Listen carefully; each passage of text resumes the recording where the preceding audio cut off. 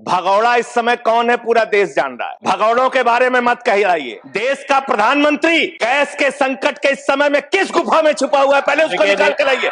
पहले उसको निकाल के लाइए। प्रधानमंत्री किस गुफा में छुपे हुए हैं? आप हमारे ऊपर टिप्पणी कर रहे हैं। पूरा देश गैस की लाइनों में खड़ा है। प्रधानमंत्री गुफा में छिपे हुए हैं। प्रधानमंत्री को निकाल के लाइए। प्रधानमंत्री को निकाल के लाइए। मुद्दों पर बात नहीं करेंगे। ट्रंप की गुलामी कौन कर रहा है पूरा देश देख रहा है। मध्य एशिया के अंदर जो युद्ध चल रहा है इजराइल और अमेरिका और ईरान के बीच में, आप क्यों इजराइल की चमचागिरी में खड़े हो गए, जिसके कारण से हिंदुस्तान को आज गैस का संकट भुगतना पड़ रहा है। पूरा देश लाइन में खड़ा है, गांव लाइन में खड़ा है, शहर लाइन में खड़ा है, एक एक इलाका लाइन में खड़ा है। होटल बंद हो रहे हैं। मान्यवर, आपने क्या हालत की है। आप राज्यों के साथ न्याय नहीं करते। ये आपकी दुर्भावनापूर्ण नीति है जो राज्यों को भुगतनी पड़ रही है, जो देश को भुगतनी पड़ रही है। हंसी, आपको हंसी आएगी, हंसी आएगी, हंसी आएगी। माननीय सदस्य श्री संजय सिंह, 9 मिनट्स। धन्यवाद मान्यवर। आपने ग्रामीण विकास जैसे महत्वपूर्ण मंत्रालय के विषय पर मुझे अपनी बात कहने का मौका दिया। मान्यवर, मैं अदम गोंडवी जी की चंद लाइनों से अपनी बात शुरू करना चाहता हूं कि तुम्हारी फाइलों में गांव का मौसम गुलाबी है, तुम्हारी फाइलों में गांव का मौसम गुलाबी है, मगर ये आंकड़े झूठे हैं, ये दावा किताबी है। सर, भारत की सरकार ने जब विकसित भारत की कल्पना की है तो उस कल्पना के तहत गांव को कहां रखा है, आपके माध्यम से यह देश को मालूम होना चाहिए। हमारे टोटल बजट का भारत सरकार ने जो पूरा बजट 2026 और 27 के लिए प्रस्तुत किया मान्यवर, उसका मात्र 3.6% बजट ग्रामीण विकास के लिए रखा है। यह स्पष्ट करता है सरकार की मंशा को। यह बताता है कि ग्रामीण विकास के लिए आपकी सोच क्या है, ग्रामीण व्यवस्था को आप कैसे संचालित करना चाहते हैं, कितना विकास वहां पर करना चाहते हैं। मान्यवर, बहुत सारी योजनाएं गांव के विकास के लिए चलाने का दावा सरकार की ओर से किया जाता है। उसमें से एक प्रमुख योजना है जिसका ढिंढोरा भारत की सरकार बार बार पीटती है, जल जीवन मिशन, जल जीवन मिशन, हर घर जल की योजना, हर घर जल की योजना। वो जल जीवन मिशन क्या है मान्यवर, जिसके ऊपर आप लाखों करोड़ रुपए अब तक खर्च कर चुके हैं। गांव गांव में पाइप से पानी पहुंचाने के नाम पे लोगों से आप पैसा लेंगे, वहां की जनता को मीटर लगा के पैसे की वसूली करेंगे, जो व्यवस्था पहले नहीं थी। उसके बाद आपने गांव गांव में सड़कों की खुदाई कर दी। जो ग्रामीण व्यवस्था के अंदर जिला पंचायत से सड़क बनी थी, ग्राम सभा से सड़क बनी थी, जो गांव के विकास के लिए पैसा लगा था, उसको जल जीवन मिशन के तहत सड़कें खोद के, गांव के रास्ते खोद के उसको बर्बाद करने का काम किया गया। तो जल जीवन मिशन जन जीवन को अस्त व्यस्त कर रहा है। एक तो ये उस मिशन की खासियत है जो सरकार को सोचना और जानना चाहिए। दूसरी बात मान्यवर, मेरा तो कहना छोड़ दीजिए, भारतीय जनता पार्टी के एक विधायक है ब्रजेश राजपूत जी, उन्होंने उत्तर प्रदेश के सरकार के मंत्री का घेराव किया। मान्यवर, अरे मान्यवर, देश का सबसे बड़ा राज्य है, उसी राज्य से आप भी आते हैं, हम भी आते हैं, उसी राज्य से आप भी आते हैं, हम भी आते हैं। तो अगर एक भ्रष्टाचार के मामले में कोई जानकारी आपके माध्यम से मैं दे रहा हूं तो जानना चाहिए मान्यवर आपको। मान्यवर, रूरल डेवलपमेंट के नाम पे इस जल जीवन मिशन में गांव गांव में टंकियां बनाई गई। उन पानी की टंकियों की हालत जाकर देखिए। वो पानी की टंकियां उद्घाटन से पहले उजड़ जाती हैं, उद्घाटन से पहले उखड़ जाती हैं, टूट जाती हैं, गिर जाती हैं। 5-5, 10-10 करोड़ की टंकियां, पाइपलाइन जो है वो टूट जाती है। तो मैंने तो इसका मामला अब सबसे पहले उठाया था, तब सरकार ने हमारी बात नहीं सुनी, कई मुकदमे मेरे ऊपर उल्टा करा दिया। लेकिन इनके एक विधायक ने मान्यवर अपने ही मंत्री का घेराव कर लिया ब्रजेश राजपूत जी ने, और बीजेपी के विधायक ने कहा कि इस योजना में जबरदस्त भ्रष्टाचार है। इसलिए यह योजना भ्रष्टाचार की भेंट चढ़ चुकी है। दूसरी बात आते हैं, आपने गांव के अंदर जो तमाम और स्कीम शुरू की और उसकी हकीकत क्या है, कितना बजट निर्धारित किया, कितना खर्च किया। आपने मान्यवर मनरेगा के तहत 25-26 में 86,000 करोड़ रुपए निर्धारित किया था बजट में, और इस बार 26-27 में आपने 88,000 करोड़ रुपए मनरेगा के लिए निर्धारित किया। जब आपने 86,000 करोड़ रुपए निर्धारित किया तो आपकी गारंटी थी 100 दिन की। जब आपने 88,000 करोड़ रुपए निर्धारित किया तो आपकी गारंटी है 125 दिन की, और आप कह रहे हैं हम 60% भागीदारी करेंगे।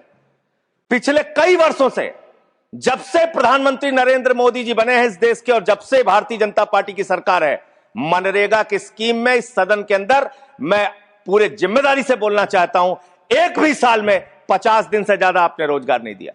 मनरेगा स्कीम को आपने मारने का काम किया, खत्म करने का काम किया, और उसके बाद आपने कह दिया 40% राज्य सरकारों की हिस्सेदारी होगी, जो राज्य सरकारें ज्यादातर घाटे में चल रही हैं।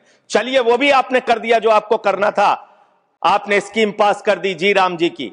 लेकिन मुझे आप जरा कृपा करके बताइए, आपके हिस्से का 125 दिन के हिसाब से रुपया बैठता है मंत्री जी 2 लाख करोड़ रुपए, तो आपने तो निर्धारित ही 88,000 करोड़ रुपए किया है। तो आप इस स्कीम में क्या सोचते हैं, क्या आपकी योजना है, और कितना आप बजट निर्धारित करना चाहते हैं? यानी कि आपकी मंशा ही साफ नहीं है कि आप मनरेगा स्कीम को गांव-गांव तक चला सकें।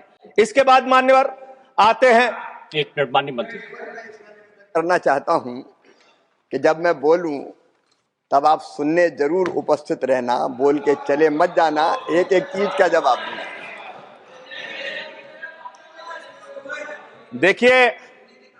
देखिए मान्यवर, भगौड़ा इस समय कौन है पूरा देश जान रहा है। भगौड़ों के बारे में मत कहिए। देश का प्रधानमंत्री गैस के संकट के इस समय में किस गुफा में छुपा हुआ है, पहले उसको निकाल के लाइए। पहले उसको निकाल के लाइए। प्रधानमंत्री किस गुफा में छुपे हुए हैं? प्रधानमंत्री के बारे में आप हमारे ऊपर टिप्पणी कर रहे हैं, का प्रयोग नहीं करेंगे। आप हमारे ऊपर टिप्पणी कर रहे हैं, ये आप हमारे ऊपर टिप्पणी कर रहे हैं। पूरा देश गैस की लाइनों में खड़ा है, प्रधानमंत्री गुफा में छिपे हुए हैं। प्रधानमंत्री को निकाल के लाइए, प्रधानमंत्री को निकाल के लाइए। मुद्दों पे बात नहीं करेंगे। इस्तेमाल किया है, ये शब्द ठीक नहीं है। अरे मान्यवर, आप मेरा समय जा रहा है मान्यवर महोदय, मान्यवर मेरा समय जा रहा है, कृपा करके समय। जी राम जी पर रात को 1:30 बजे तक मैंने चर्चा सुनी, और जब उत्तर देने की बारी आई तो विपक्ष भाग गया था। इसलिए मैं निवेदन कर रहा हूं कि रहना जरूर, एक एक चीज का जवाब दूंगा, एक एक चीज का। दूसरी चीज है, जो भगोड़ा शब्द है उसको उसमें शामिल नहीं करेंगे। जी मान्यवर, बात करते हैं ग्रामीण विकास की। आप बात कर रहे हैं, उज्ज्वला स्कीम के तहत 8 से 10 करोड़ सिलेंडर गांव में आपने बांटे हैं, और 10 से 11 करोड़ सिलेंडर के कनेक्शन लोगों ने अपने आप से लिए हैं। 21 करोड़ सिलेंडर के कनेक्शन गांवों में हैं। मैं आपके माध्यम से इस सरकार से पूछना चाहता हूं, मध्य एशिया के अंदर जो युद्ध चल रहा है इजराइल और अमेरिका और ईरान के बीच में, आप क्यों इजराइल की चमचागिरी में खड़े हो गए, जिसके कारण से हिंदुस्तान को आज गैस का संकट भुगतना पड़ रहा है? पूरा देश लाइन में खड़ा है, गांव लाइन में खड़ा है, शहर लाइन में खड़ा है, एक एक इलाका लाइन में खड़ा है। होटल बंद हो रहे हैं मान्यवर, मोरबी के अंदर गुजरात में टाइल्स की फैक्ट्रियां बंद हो रही है मान्यवर। आपने क्या हालत की है? आप राज्यों के साथ न्याय नहीं करते, आप ग्रामीण व्यवस्था के साथ न्याय नहीं करते। आपने बनारस के अंदर 4200 एकड़ जमीन वहां के किसानों की जबरन कब्जा की। 2013 का जो अधिकरण का नियम है, वो नियम आपने लागू नहीं किया। वहां लाठियों से किसानों को पीट के प्रधानमंत्री के संसदीय क्षेत्र में जमीनें कब्जा करने का काम आपने किया। जो पंजाब पूरे देश का पीडीएस सिस्टम चलाता है, 50% भागीदारी पंजाब के किसानों की होती है। आपने पंजाब के रूरल डेवलपमेंट का 8,000 करोड़ रुपए मार के बैठे हुए। आप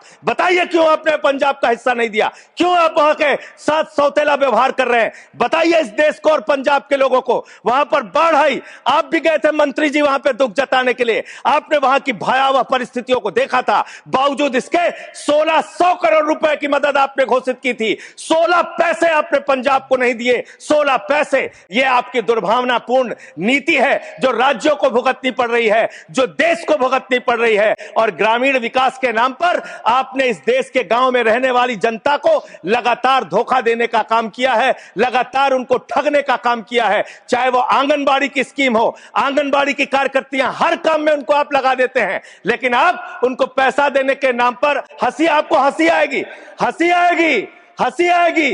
आंगनबाड़ी की योजना गांव में ही चलती है, गांव में ही चलती है, हंसी आएगी आपको। मान्यवर, मैं अंत में एक ही बात कहना चाहता हूं। मंत्री जी ने कहा भागिएगा नहीं, मैं बिल्कुल बैठ के आपकी एक एक बात को सुनूंगा। मंत्री जी, ध्यान से सुनूंगा, जितनी बात मैंने कही है उसका पूरा जवाब दीजिएगा, और अगर आप जवाब नहीं दे पाएंगे तो मुझे भी उस वक्त बोलने का अवसर दीजिएगा।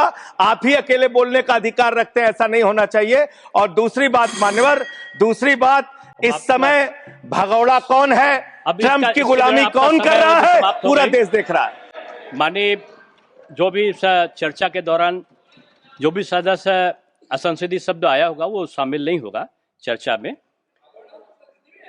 अब अगर है तो नहीं होगा, अगर असंसदीय नहीं है तो शामिल होगा, नहीं आएगा। लेकिन आजकल जो व्यवस्था है वो दूरसंचार के माध्यम से चली जाती है, इसलिए ये भी व्यवस्था होनी चाहिए कि जिसको रिकॉर्ड में नहीं लिया है वो बाहर भी नहीं जाएगा। अब आपने किस चीज को कहा? जिस चीज को सारी व्यवस्था करेंगे, जेल के शिक्षों में रहोगे और रहे और रहोगे। नहीं बोल सकते, आप सीधे बात नहीं करेंगे माननीय सदस्य, आप सीधे बात नहीं करेंगे, आप सीधे बात नहीं करेंगे। आप पीठ को संबोधित करिए, आप पीठ को संबोधित करिए। ये आमने सामने बहस का मुद्दा नहीं है। आप संसद में हैं, माननीय संजय सिंह, माननीय सदस्य, आप पीठ को संबोधित करिए। आप इस तरह से बात नहीं कर सकते। नेशनल दस्तक की आपसे गुजारिश है कि अगर इसको बचाना चाहते हैं तो नेशनल दस्तक को सब्सक्राइब करने के लिए रेड कलर के सब्सक्राइब बटन को दबाएं, फिर बेल आइकन की घंटी दबाएं। नेशनल दस्तक को बचाने के लिए बहुत जरूरी है कि हर खबर को शेयर करें, लाइक करें, कमेंट जरूर करें।